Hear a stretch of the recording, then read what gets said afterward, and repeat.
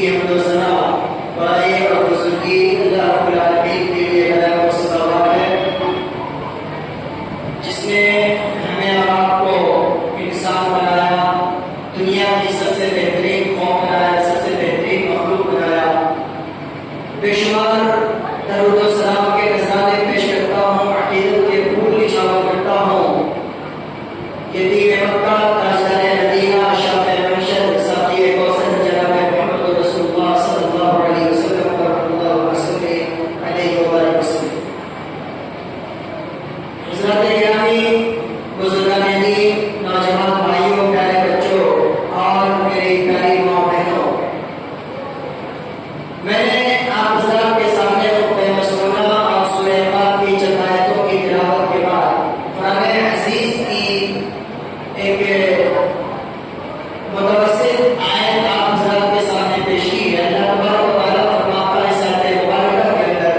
کہ اِنَّا عَرَضْنَا الْأَمَانَةَ عَلَى السَّمَاوَاتِ وَالْأَرْضِ وَالْجِبَالِ فَأَبَيْنَ أَن يَحْمِلْنَهَا،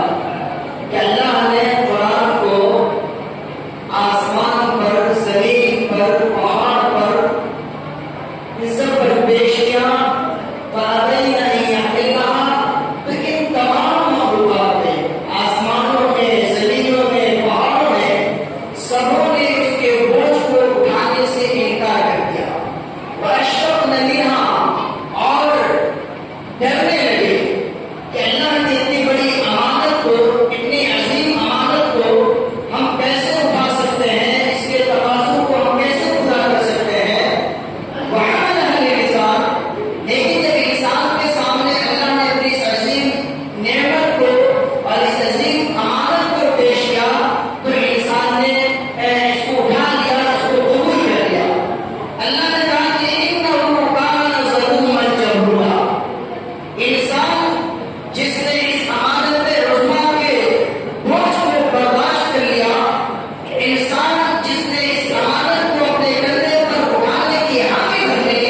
إِنَّهُ كَانَ ظَلُومًا جَهُولًا، یہ انسان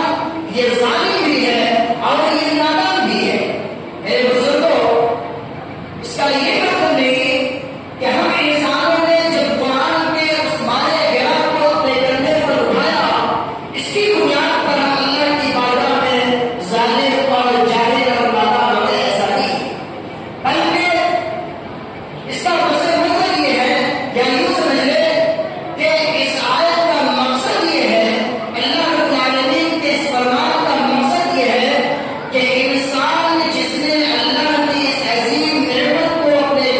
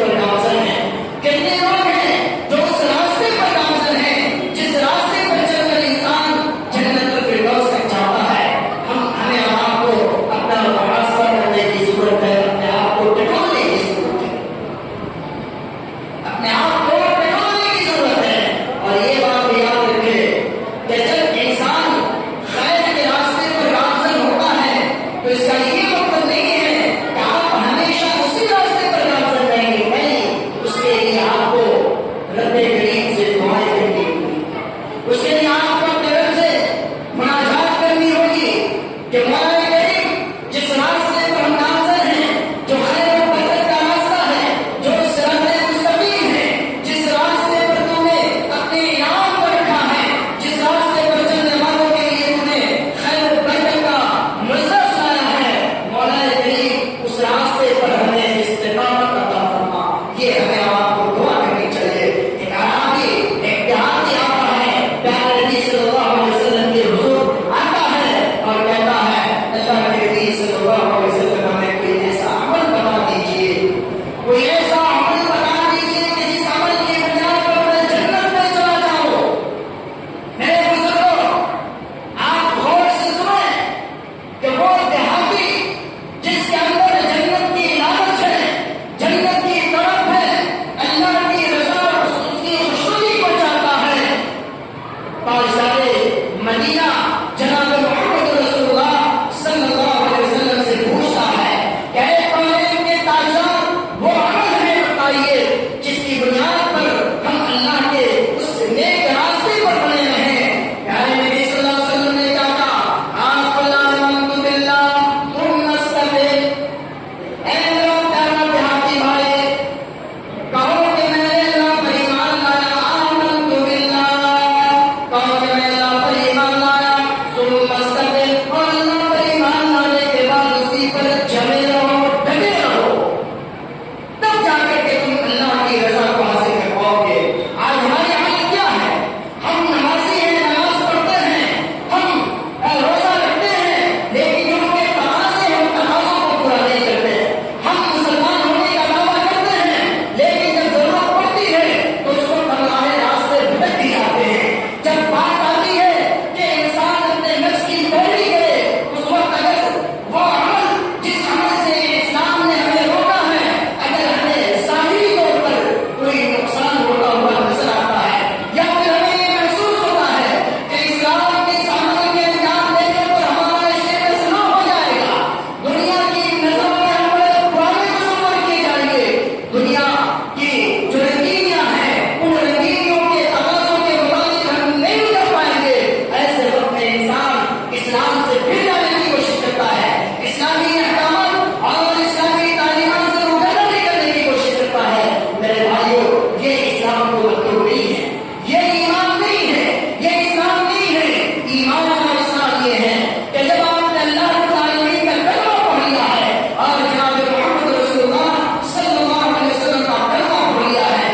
لا الہ الا اللہ محمد رسول اللہ کو جب آپ نے پڑھ لیا ہے، جب اس کو آپ نے اپنی زندگی کا سرمایہ بنا لیا ہے، تو پھر ان کے تمام تقاضوں کو پورا کرنا ہوگا، اور ان تمام تقاضوں کی پورا کرنے میں چاہے جیسی بھی پریشانی آپ کے سامنے آئے، چاہے لوگوں کی گالیاں سننی پڑے، چاہے آپ کو آگ کے ہوا میں چلنا پڑے، آپ کو خاردار جھاڑیوں سے گزرنا پڑے، آپ کو مسائل اور مشکلات کا سامنا کرنا پڑے، ایسے وقت میں بھی آپ کو اسلام سے پھرنا نہیں ہے، اسلامی تعلیمات سے آپ کو روگردانی نہیں کرنی ہے۔ اگر آپ اسلامی تعلیمات سے رک جاتے ہیں، اسلامی تعلیمات کے بجاوری میں اس اللہ اس کے رسول کے احکام اور قوانین کے بجاوری میں اگر آپ غفلت کرتے ہیں، سستی کرتے ہیں، تو پھر اسی آپ کے اسی عمل کی بنیاد پر اللہ نے آپ کو کہا کہ انہ کان ظلوما جہولا، کہ انسان جس کے پاس روشن تعلیمات ہے، انسان جس کے پاس قرآن کی تعلیمات ہے، انسان جس کے پاس واضح مسائل موجود ہیں، انسان جس کے پاس اچھائی اور بھلائی کے راستے موجود ہیں، ان تمام چیزوں کے ہوتے ہوئے بھی انسان اگر اسلام سے بھٹ جائے، ان تمام چیزوں کے ہوتے ہوئے انسان اگر اللہ اور اس کے رسول کے احکام و قرآن سے رک جائے، تو پھر وہ انسان اپنے آپ میں ظالم نہیں ہوگا تو اور کیا ہوگا، وہ انسان اپنے آپ میں جاہل نہیں ہوگا تو اور کیا ہوگا۔ اس لیے میرے بزرگوں، قرآن کا یہ جو پیغام ہے، قرآن کا یہ جو پیغام ہے، اس پیغام کو ہم آپ سمجھنے کی کوشش کریں، اور اس پیغام کی روشنی میں ہم یہ جاننے کی کوشش کریں کہ ہم جس دنیا میں زندگی گزار رہے ہیں، جس سماج میں ہم جی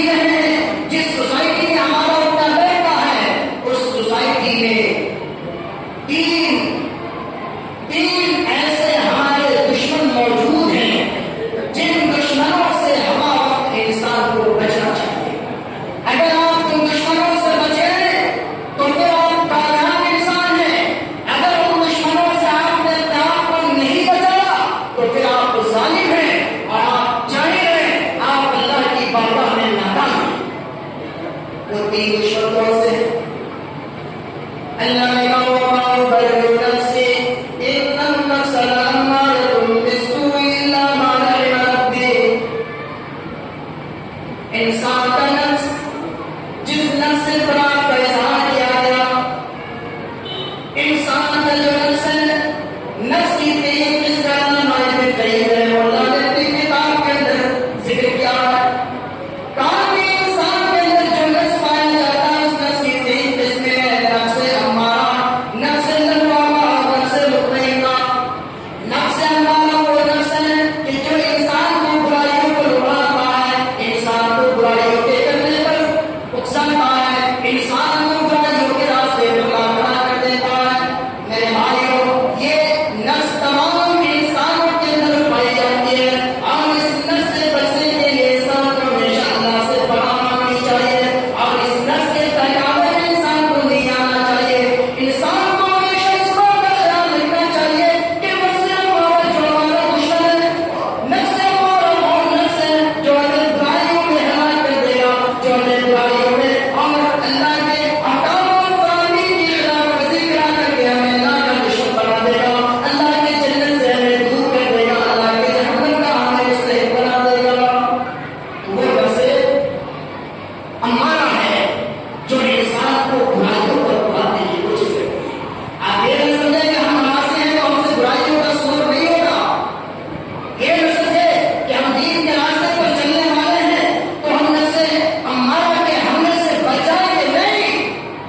یہ شیطان من شر الوسواس الخناس الذي يوسوس في صدور الناس. شیطان ہمیشہ اس بات میں لگا رہتا ہے وہ آپ کو برائیوں پر آمادہ کر دے، برائیوں کو خوبصورت بنا کر آپ کے سامنے پیش کرے اور آپ برائیوں کا شکار ہو جائیں. اور نفس کی جو دوسری قسم بیان کی گئی ہے وہ ہے نفس لوامہ. انسان جب گناہ کر لیتا ہے، گناہ کا سلوک ہو جاتا ہے، اس کا نفس اسے ملامت کرتا ہے، اس کا نفس اسے لعان کرتا ہے کہ تم نے یہ برا کام کیسے کر لیا. تو بجائے اس کے کہ ہمارا نفس ہمیں لعنت و ملامت کرے، ہمارا نفس ہمیں برا بنا کرے، اس سے پہلے ہم نفس ہمارا سے بچنے کی کوشش کریں. اور تیسری قسم نفس مطمئنہ. وہ نفس جو نفس انسان کے اچھائیوں کی بنیاد پر، انسان کے نیک اعمال کی بنیاد پر اللہ اسے کہے گا یا ایتھا النفس المطمئنہ ارجعی الی ربک راضیۃ مرضیہ فادخلی فی عبادی وادخلی جنتی. اللہ تعالیٰ کئی آمین اللہ ہم سب کو بھی نہیں لوگوں میں سے بتا دے. وہ نفس جس نفس کو کل اللہ رب العالمین کہے گا کہ فادخلی فی عبادی وادخلی جنتی، جنت میں داخل ہوگا. میرے بزرگوں اور میرے نوجوان بھائیوں، خصوصاً میں آپ سے کہنا چاہوں گا کہ دنیا کی اس رنگینیوں میں، دنیا کی جو فتنے ہیں سامنے، ان فتنوں سے اپنے آپ کو بچا کر کے نفس امارہ سے اپنے آپ کو چوکنا رکھیے. وہ انسان جب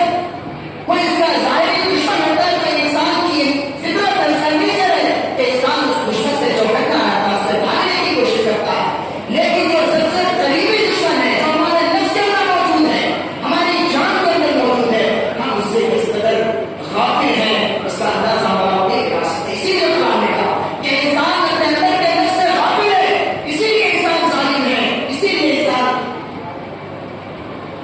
جاہل ہے. اس لیے ضرورت اس بات کی ہے کہ ہم آپ نفس امارہ سے اپنے آپ کو بچانے کی کوشش کریں. دوسرا جو دشمن ہے وہ دنیا کی محبت، دنیا کو ہی سب کچھ سمجھ لینا. اس کا یہ مطلب نہیں کہ آپ دنیا کی جو نعمتیں ہیں ان نعمتوں سے آپ رک جائیں. نہیں، دنیا کی جو نعمت ہے وہ نعمت آپ کے لیے ہے، آپ اس سے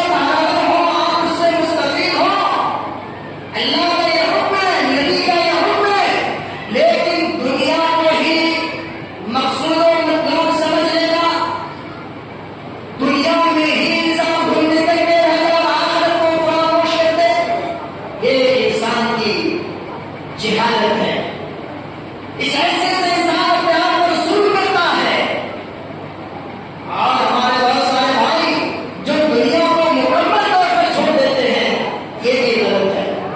پنواس اختیار کر لیتے ہیں، روانیت اختیار کر لیتے ہیں، بیوی بچوں گھر پریوار سماج معاشرے سوسائٹی سے کوئی مطلب نہیں، بس دن بھر اللہ اللہ اللہ اللہ کرتے رہیے، ذکر الہی میں مشغول رہیے، مسجد کا کوڑا پکڑ لیجیے، دنیا سے الگ ہو جائیے، الگ ہو جائیے، یہ اسلام کو مطلب نہیں ہے۔ پیارے نبی صلی اللہ علیہ وسلم کے یہاں تین صحابہ پہنچتے ہیں اور وہ صحابہ آ کر کے اللہ کے نبی صلی اللہ علیہ وسلم کی عبادتوں کے بارے میں پوچھتے ہیں۔ ام المؤمنین فرماتی ہیں کہ اللہ کے نبی صلی اللہ علیہ وسلم کی عبادت ایسی تھی، اللہ کے نبی صلی اللہ علیہ وسلم کا سونا ایسا تھا، اللہ کے نبی صلی اللہ علیہ وسلم کا جھگڑا ایسا تھا۔ وہ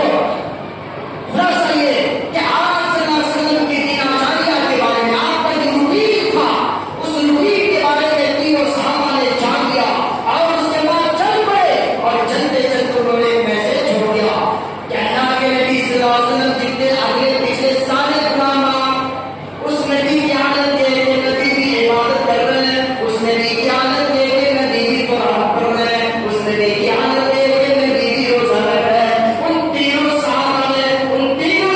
نے چلتے چلتے یہ کہا کہ اب تم ایک جگہ کہ میں تو پوری رات اللہ کی بارگاہ میں قیام کروں گا، سجدہ کروں گا، نماز پڑھوں گا، پوری رات میں کبھی سوؤں گا نہیں۔ اس کے ایک ساتھی نے کہا کہ میں ہمیشہ روزہ نہیں رکھوں گا،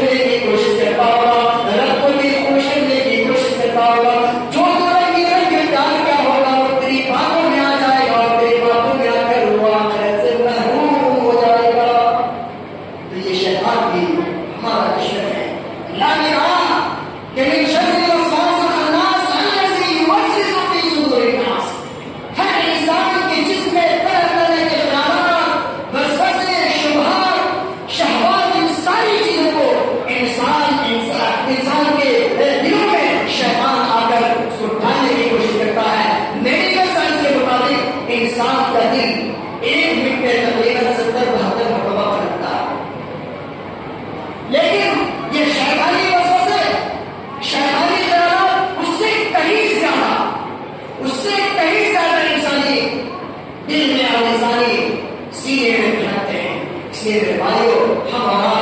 شیطانی وسوسوں سے بچنے کی کوشش کریں کہ ہمارا دشمن ہے. اللہ کے نبی صلی اللہ علیہ وسلم نے کہا کہ شیطان کو اللہ نے اتنی آزادی دے دی ہے اور وہ اس قدر انسان کے جسم و جان میں رچپت جاتا ہے کہ وہ کچھ اللہ کے نبی نے کہا ان الشیطان یجری من الانسان مجرى الدم. جس طرح انسان کا خون اس کی رگوں میں دوڑتا ہے ان الشیطان یجری من الانسان مجرى الدم. شیطان بھی انسان کے رگوں میں اس کے خون کی طرح دوڑتا رہتا ہے. شیطان سے بچنے کا اپائے کیا ہو سکتا ہے؟ اللہ کی ذات سے دوڑ لگائیے, اللہ کو یاد کیجیے, اسی سے توفیق حاصل کیجیے اور پناہ مانگیے ہمیشہ اللہ سے.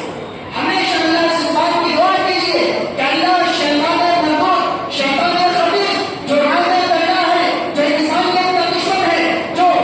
پوری انسانیت کا دشمن ہے, جو رب کے بندوں کو اس کے راستے سے بھٹکانے کا کام کرتا ہے, مولا کریم شیطان کے وسوسے سے ہماری حفاظت فرما. ہمیں آپ کو یہ دعا کرنی چاہیے, اپنے بچوں کو سکھانا چاہیے. آج افسوس ہوتا ہے کہ ہم اپنے بچوں کو جو بنیادی تعلیمات ہے, جو بیسک نالجز ہے, جو چھوٹی چھوٹی چیزیں, صبح شام کی دعا ہے, سونے کی دعا ہے, بیت الخلا میں جانے کی دعا, کتنا عظیم مذہب ہے ہمارا. شیطان جس کا ٹھکانہ گندگی ہے, انسان کے قضائے حاجت کے لیے بیت الخلا جاتا ہے. وہ رب کتنا رحیم ہے, وہ شریعت کتنی مہربان ہے, وہ شریعت چاہتی ہے کہ ہمارے ماننے والوں کو شیطان کا حملہ نہ ہو. وہ رب چاہتا ہے کہ ہمارے بندے شیطان کے وسوسوں سے اور اس کے فکروں سے محفوظ رہے. وہ رب چاہتا ہے کہ شیطان کا ٹھکانہ دنیا کی سب سے گندی جگہ ہے. اس وجہ سے رب کریم اپنے بندوں کو یہ بتاتا ہے کہ اے بندو, جب تم بیت الخلا میں جاؤ, جب تم ٹوائلٹ جاؤ, جب تم قضائے حاجت کے لیے جاؤ, تو اس وقت یہ دعا پڑھو کہ اللہم انی اعوذ بک من الخبث والخبائث, کہ اللہ میں تیری پناہ چاہتا ہوں ان خبیث شیطانوں سے, ان خبیث جنوں سے, ان خبیث جنوں سے. یہ کتنا عظیم, کتنی عظیم تعلیمات ہے اور یہ کتنا عظیم رب ہے ہمارا, جو ہماری ہر جگہ حفاظت کرنا چاہتا ہے. لیکن ہماری بدقسمتی ہے, ہماری شمیع قسمت ہے, ہماری رحمہ نصیبی ہے کہ ہم ان روشن تعلیمات کو لینے کے لیے تیار نہیں ہیں. ہم دنیا کے رنگینوں میں پڑے ہوئے ہیں اور دنیاوی یہود و نصارہ کا جو کلچر ہے, اس کلچر کو ہم اپنا. آج دیکھیے آج امت کی حالت اتنی خراب ہو چکی ہے, اللہ کی قسم بڑا درد ہوتا ہے. اور امت, جس امت کے لیے آقائے نامدار جناب محمد رسول اللہ صلی اللہ علیہ وسلم نے یہ اسپیشل دعا کی تھی. کیا دعا کی تھی؟ اللہم بارک لامتی فی بکورہم, اے اللہ میرے امت کے لوگوں کے صبح میں تو برکت عطا فرما. میرے امت کے جو افراد صبح میں جگ جاتے ہیں, اے اللہ صبح اس وقت میں ان کے لیے برکت عطا فرما. آج بڑا افسوس ہوتا ہے میرے مسلمان بھائیوں, اور خصوصاً نوجوان بھائیوں, یاد رکھنا کہ جب صبح فجر کی اذان ہوتی ہے, پوری رات بن جاتی ہے. صبح جب فجر کی اذان ہوتی ہے, صبح جب سورج نکلنے کے قریب ہوتا ہے, اس وقت بستر پر جاتے ہیں اور خواب غفلت سے بیدار نہیں ہوتے, بلکہ خواب غفلت کے شکار ہو جاتے, سو جاتے ہیں. اور جب دوپہر کا وقت ہوتا ہے, جب جس وقت رب العالمین کی طرف سے سارا خیر و برکت بندوں کو عطا کر دیا جاتا ہے, اس وقت محروم لوگوں کی شکل میں جگتے ہیں اور پھر اللہ کی رحمت کو بھی طلب کرتے ہیں. ایسا کیسے ہو سکتا ہے؟ یاد رکھیے ہمارے وہ نوجوان بھائی اور وہ لوگ, چاہے وہ نوجوان ہو یا بزرگ ہو, آپ یاد رکھیے آدمی اللہ کا ذکر ہو رہا ہے اللہ کے نبی صلی اللہ علیہ وسلم کے پاس. اور کہا گیا کہ وہ آدمی صبح تک سوتا ہے, صبح نکلنے کے وقت سوتا ہے. آقائے نامدار صلی اللہ علیہ وسلم نے کہا کہ اگر وہ آدمی اس وقت تک سوتا ہے تو اس کے کانوں میں شیطان پیشاب کر دیتا ہے. اب فیصلہ ہمیں